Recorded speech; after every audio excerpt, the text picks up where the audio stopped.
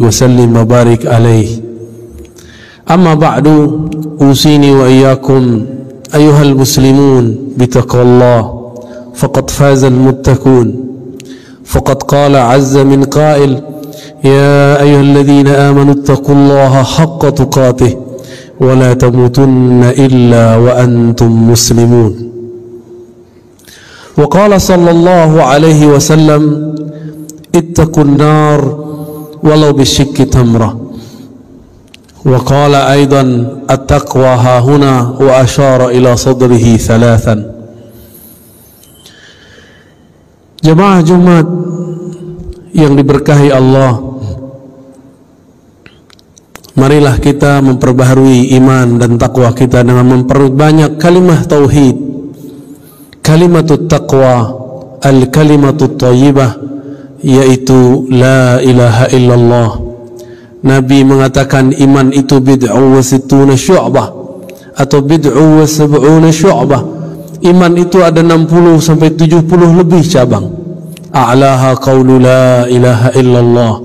Yang tertinggi adalah ungkapan la ilaha illallah. Maka jika ingin melihat orang yang tertinggi iman, tauhid dan takwanya, perhatikanlah orang yang lisannya sibuk menyebut itu, yang kalbunya mantap dengan pemahaman kalimah itu. Allah menyebutnya di Quran dengan al-kalimah at-thayyibah, yang diperumpamakan dengan asy-syajarah at-thayyibah, pohon yang subur yang berbuah, buahnya pun enak dan nikmat. Maka orang beriman tidak ada hatinya kesepian jika dia diam, temannya adalah la ilaha illallah. Tiada lupa kita bersalawat kepada baginda Nabi Muhammad sallallahu alaihi wasallam. Karena jasa beliaulah kita bisa menyembah Allah saat ini. Karena beliaulah kegelapan, kejahilan Allah kemudian keluarkan dari pikiran dan hati kita, dan alhamdulillah kita dijadikan umat yang mengikutinya, umat Nabi Muhammad sallallahu alaihi wasallam. Ada sekitar 12 nabi dalam riwayat yang banyak berharap dia diangkat atau dipilih menjadi umat Nabi Muhammad. Tapi kita tanpa perlu berdoa, Allah anugerahkan menjadi umat akhir zaman, umat Nabi Muhammad sallallahu alaihi wasallam. Suatu nikmat yang tiada tara, tapi nikmat berbanding dengan ujian dan cobaan. Maka semua cobaan yang ada semenjak Nabi Adam alaihissalam sampai kepada Nabi Isa ada pada umat Nabi Muhammad sallallahu alaihi wasallam. Tapi Allah mengabarkan, innallaha ma'as sabirin. Allah senantiasa membersamai orang-orang yang sabar. Semoga kita menjadi orang yang sabar.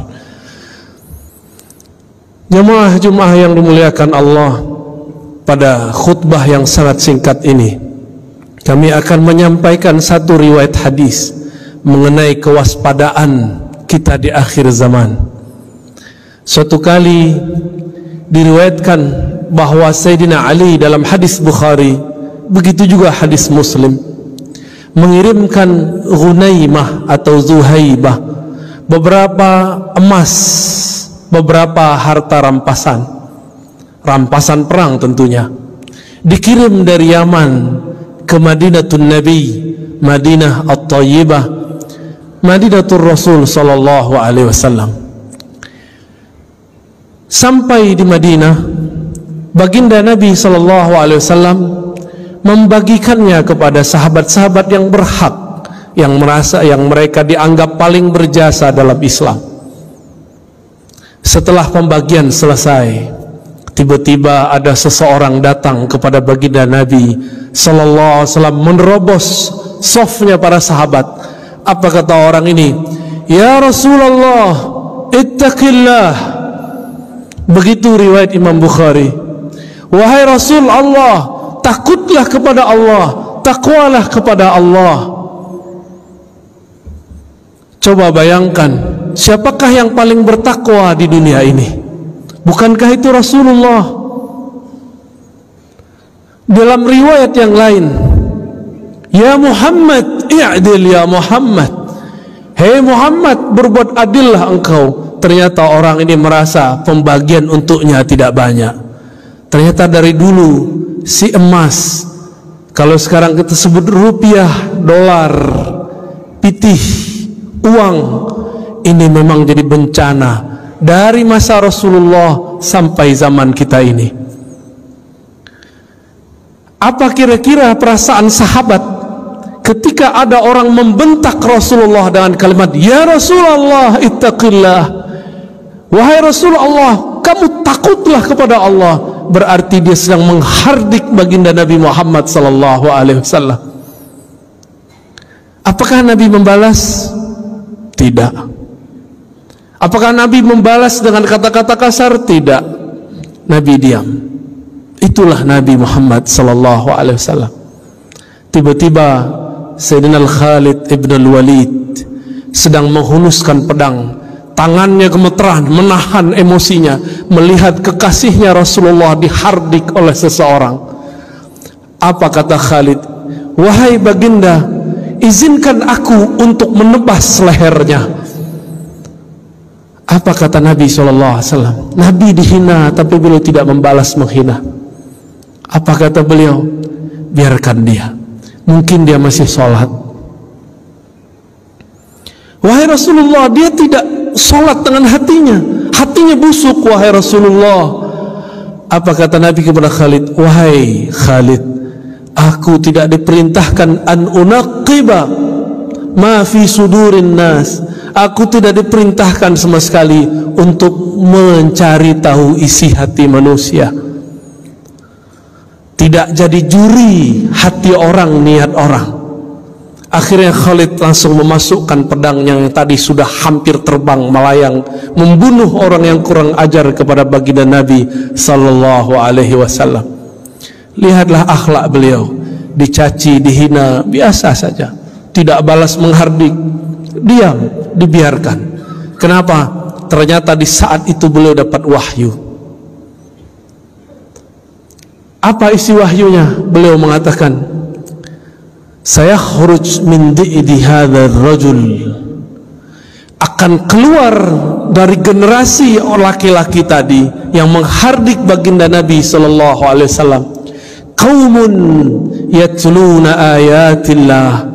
Sekelompok orang yang mereka fasih baca ayat Allah, yatluna ayatillahi ratbah. Baca ayat Allahnya sangat fasih, hafalannya ratbah, sangat banyak dan lancar. Tetapi Al-Quran yang dia baca tidak tembus kepada kerongkongannya, apalagi ke dalam kolbunya. Tapi kemudian Nabi bersabda, inilah kalam yang sangat berbahaya. Inilah kalam yang disimpan Nabi. فَإِذَا لَقِيتُمُوهُمْ فَاقْتُلُوهُمْ. Jika engkau bertemu mereka, inilah yang sulit diterjemahkan. Apa terjemahan faqtuluhum? Apakah diartikan membunuh atau diartikan memerangi? Ulama kita memilih untuk zaman sekarang diartikan, maka faqtuluhum bimakna faqatiluhum. Maka perangi mereka. Dengan cara apa? Dengan cara mereka memerangi kita. Jika mereka memerangi kita dengan cara opini, perang lawan opini. Jika mereka mulai mengganggu ketenangan hidup kita secara keamanan, barulah kita angkat senjata berjihad fisabilillah. Apa yang menyeramkan dari kalimat tadi? Bukan kalimat faqtuluhum semata, tapi yang membuat kita sedikit agak bingung. Sebenarnya tidak bingung. Apa itu? Orang ini yang disuruh Rasulullah untuk diperangi, ternyata mereka hafal ayat Allah, lancar baca kitabullah, tapi kitabullahnya tidak tembus sampai kepada kolbunya.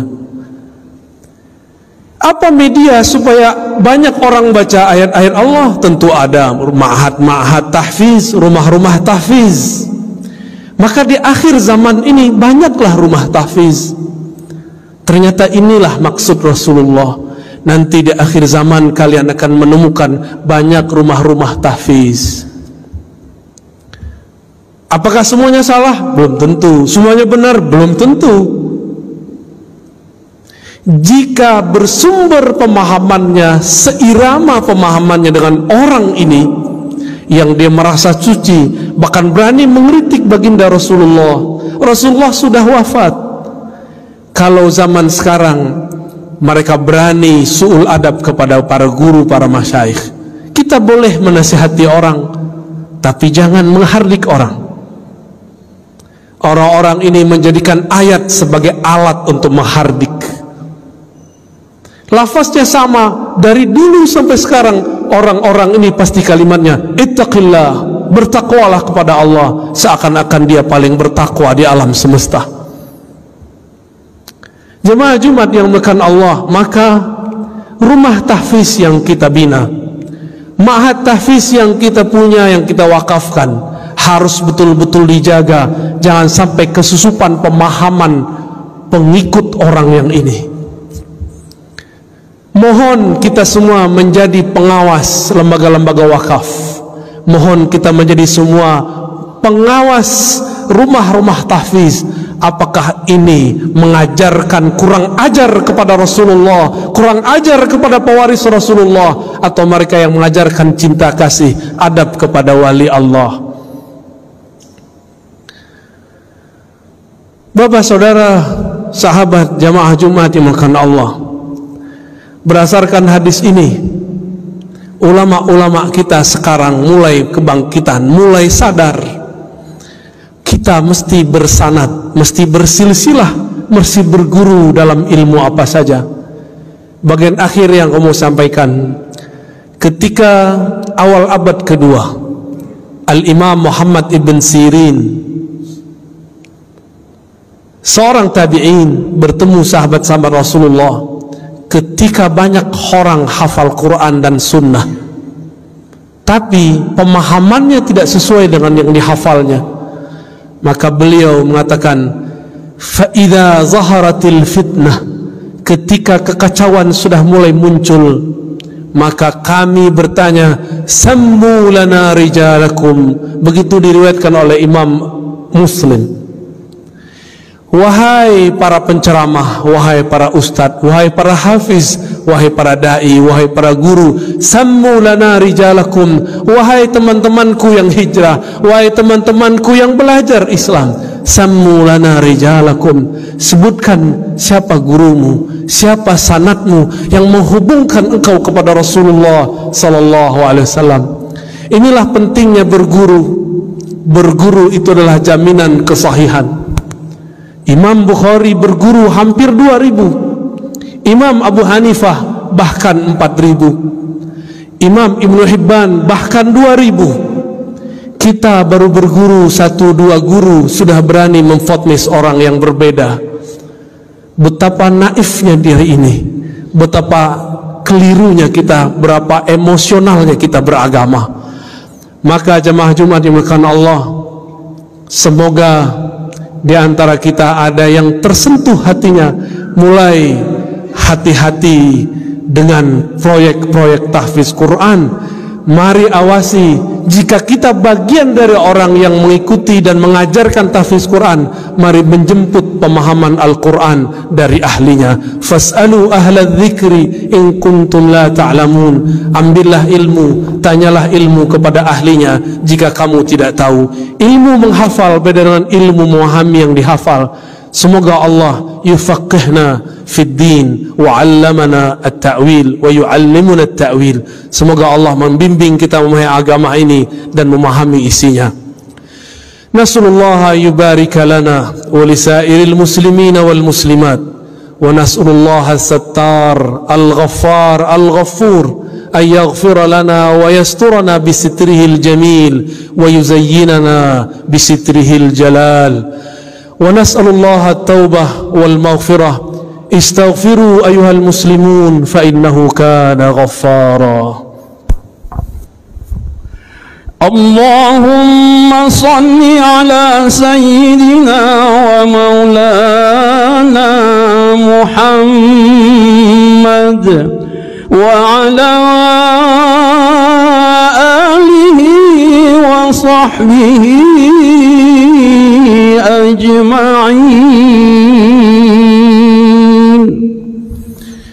Alhamdulillahilladzi hadana lihadza wa ma kunna linahtadiya laula an hadana Allah. Asyhadu an la ilaha illallah wa asyhadu anna Muhammadan abduhu wa rasuluh. Allahumma salli ala sayyidina Muhammad wa ala alihi wa sahbihi wa sallim. Amma ba'du, fa ya ibadallah, usini wa iyyakum bitaqwallah bi an tukthiru min qawli la ilaha illallah Muhammadur Rasulullah, بأن تتبعوا سنن المصطفى صلى الله عليه وسلم ظاهرا وباطنا. إن الله ملائكته يصلون على النبي يا أيها الذين آمنوا صلوا عليه وسلموا تسليما. اللهم صل على سيدنا محمد وعلى آل سيدنا محمد كما صليت على سيدنا إبراهيم وآل سيدنا إبراهيم، وبارك على سيدنا محمد وعلى آل سيدنا محمد كما باركت على سيدنا إبراهيم وآل سيدنا إبراهيم في العالمين إنك حميد مجيد. الدعاء: اللهم اغفر للمؤمنين والمؤمنات والمسلمين والمسلمات الأحياء منهم والأموات، وتابع بيننا وبينهم بالخيرات. رب اغفر وارحم وأنت خير الراحمين. اللهم يا مقلب القلوب يا مصرف القلوب ثبت قلوبنا على دينك وطاعتك. اللهم أعنا على ذكرك وشكرك وحسن عبادتك. اللهم وفقنا وأهلنا وذرياتنا والحاضرين لطاعتك برحمتك يا أرحم الراحمين. اللهم ربنا آتنا في الدنيا حسنة وفي الآخرة حسنة وقنا عذاب النار واجعلنا من حملة القرآن. آمين يا رب العالمين. عباد الله، إن الله يأمر بالعدل والإحسان وإيتاء ذي القربى وينهى عن الفحشاء والمنكر والبغي يعظكم لعلكم تذكرون. فاذكروا الله يذكركم واشكروا على نعمه يزدكم ولذكر الله أكبر.